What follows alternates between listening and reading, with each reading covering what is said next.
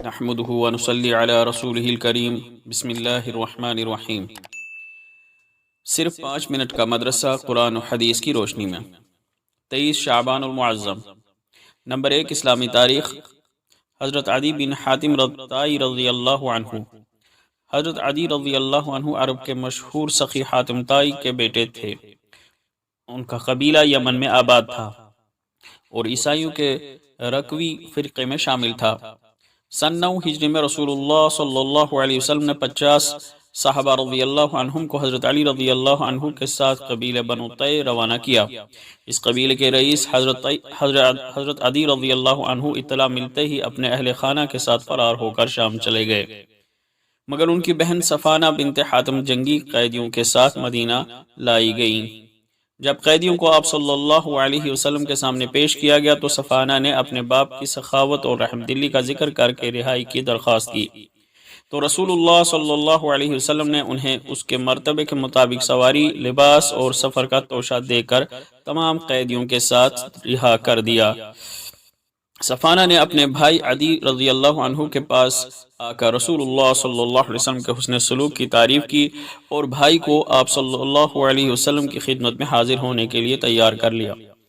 جب وہ مدینہ پہنچے تو اللہ کے نبی صلی اللہ علیہ وسلم نے بڑے اعزاز کے ساتھ انہیں چمڑے کے گدے پر بٹھایا۔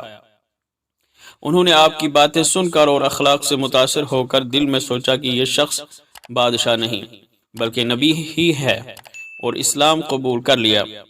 حضور صلی اللہ علیہ وسلم نے انہیں قبیلے کا امیر مقرر فرما دیا۔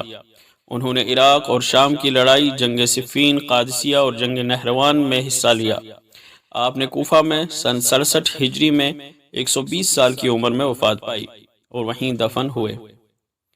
نمبر 2 اللہ کی قدرت، مختلف موسم اور پھل۔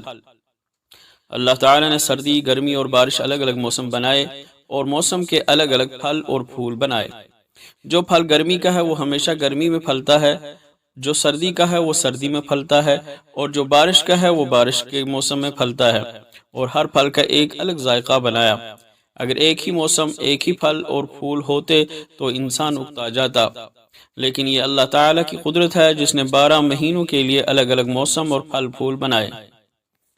نمبر 3 ایک فرض کے بارے میں، روزے کی فرضیت۔ قرآن میں اللہ تعالیٰ فرماتا ہے، اے ایمان والو، جس طرح تم سے پہلے لوگوں پر روزہ فرض کیا گیا تھا اسی طرح تم پر بھی فرض کیا گیا ہے تاکہ تم پرہیزگار بن جاؤ۔ نمبر 4 ایک سنت کے بارے میں، روزے میں بھی مسواک سنت ہے۔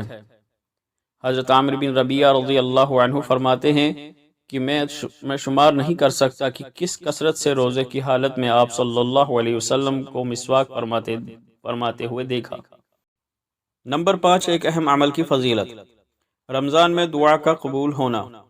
رسول اللہ صلی اللہ علیہ وسلم نے فرمایا، رمضان المبارک کے ہر دن و رات میں اللہ تعالیٰ کے یہاں سے جہنم کے قیدی چھوڑے جاتے ہیں، اور ہر مسلمان کے لیے ہر دن و رات میں ایک دعا ضرور قبول ہوتی ہے۔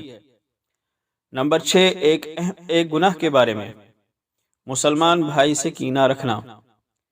نبی کریم صلی اللہ علیہ وسلم نے ارشاد فرمایا، جنت کے دروازے پیر اور جمعرات کو کھولے جاتے ہیں اور اس بندے کی مغفرت کر دی جاتی ہے جو اللہ کے ساتھ کسی کو شریک نہیں کرتا سوائے اس آدمی کے جس کے درمیان اور اس کے مسلمان بھائی کے درمیان کینہ ہو۔ فائدہ، کسی شخص کی برائی اور اس کے انتقام کا جذبہ اپنے دل میں چھپا کر رکھنا، اسے ظاہر نہ کرنا اور پھر موقع ملنے پر نقصان پہنچانا کینہ کہلاتا ہے۔ نمبر 7 دنیا کے بارے میں، دنیا سے بے رغبتی کیا ہے۔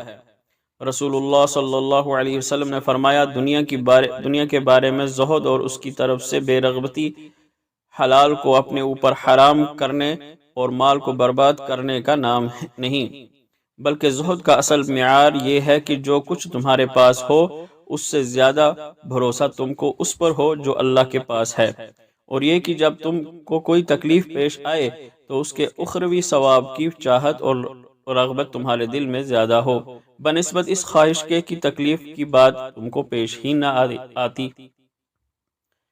نمبر 8 آخرت کے بارے میں، دوزخیوں کے لیے حیرت کی چیز۔ قرآن میں اللہ تعالیٰ فرماتے ہیں، اور یہ اہل جہنم کہیں گے کہ کیا بات ہے کہ وہ مسلمان لوگ ہمیں دکھائی نہیں دیتے جن کو ہم برے لوگوں میں شمار کرتے تھے۔ نمبر 9، طب نبوی سے علاج، بیری کے پتوں کے فوائد۔ حالت احرام میں ایک صحابی کا انتقال ہو گیا تو نبی کریم صلی اللہ علیہ وسلم نے فرمایا کہ اسے پانی اور بیری کے پتوں سے غسل دو اور 2 کپڑوں میں کفن دیا جائے، اس کا سر کپڑے سے ڈھانپا نہ جائے اور نہ اسے خوشبو لگائی جائے، کیونکہ یہ قیامت کے دن لبیک پکارتا ہوا اٹھے گا۔ فائدہ، جسمانی صفائی کے لیے بیری کے پتوں کا پانی مفید ہے۔ سر دھونے کے لیے بیری کے پتے اور ریٹھے ابال کر سر کی جلد کو صاف کیا جائے تو بال لمبے، ملائم اور چمکدار ہو جاتے ہیں۔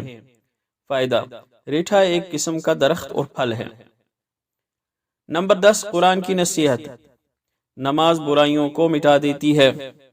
قرآن میں اللہ تعالیٰ فرماتا ہے، دن کے دونوں سروں پر فجر، ظہر اور عصر کی اور رات کے کچھ حصوں میں مغرب، عشاء اور تہجد کی نماز قائم کرو۔ یقیناً نماز برائیوں کو مٹا دیتی ہے، نصیحت ماننے والوں کے لیے ایک نصیحت ہے۔ اللہ تعالیٰ عمل کرنے کی توفیق عطا فرمائے۔ وآخر دعوانا ان الحمد للہ رب العالمین۔